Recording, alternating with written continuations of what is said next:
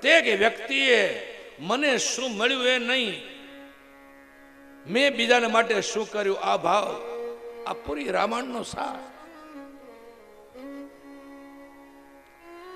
મહાભારતમાં ગાદી માટે ઝઘડો, ગાદી મેળવવા માટે ઝઘડો, રામાયણમાં ગાદી છોડવા માટે ઝઘડો. રામ વનમાં ગયા પછી ભરતજીને લેવા માટે ગયા. રામચંદ્ર ભગવાન કહે ભરત ગાદી તું સંભાળ. ભરત કે નહીં ભાઈ, ગાદી તમે સંભાળો. મેળવવા માટે નહીં, છોડવા માટેનો ઝઘડો.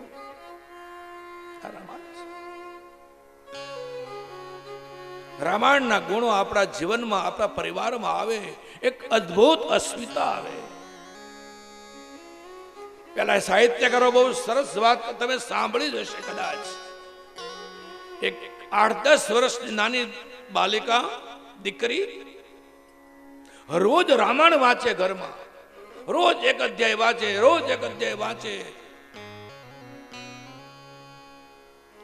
પછી આપણે કચ્છ કાઠિયાવાડ ને ગુજરાતનો રિવાજ છે, આપણે ઘરે કોઈ મહેમાન આવે ને, એ જરા વિદાય થાય ને ત્યારે 50 રૂપિયા કે 100 રૂપિયા આપણા નાના બાળકના હાથમાં આપતા જાય. ઈ દીકરીને કોઈ પણ મહેમાન પૈસા આપે એટલે તુરંત લઈને રામાયણમાં સંગ્રહી દે, રામાયણના પુસ્તકમાં પૈસા જમા કરે. એકવાર એનો પિતા જોઈ ગયો, બેટા આ પુસ્તક તો બહાર ટીપોઈ પર આખો દિવસ પડ્યું રહ્યું છે હોલમાં, આમાં પૈસા ન મુકાય, પૈસા કબાટમાં મુકાય, અલવારીમાં મુકાય.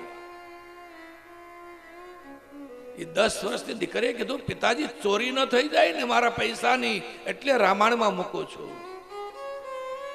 અરે બેટા રામાયણમાં ક્યાં તાળું છે, એ તો ખુલ્લું પુસ્તક પડ્યું હોય છે બહાર. તે દિવસે 10 વર્ષની દીકરીએ કીધું હતું કે પિતાજી સાંભળો, જે માણસ ચોરી કરવા આવે ને એ કોઈ દિવસ રામાયણ ન ખોલે, એ કબાટ ખોલે, તાળા તોડી નાખે, પણ ચોરી કરવા આવે એ કોઈ દિવસ રામાયણ ન ખોલે. અને એકવાર રામાયણ ખોલે એ પછી કોઈ દી ચોરીનું કામ ન કરે. દેખો તો સહી 10 વર્ષની દીકરીની સમજદારી.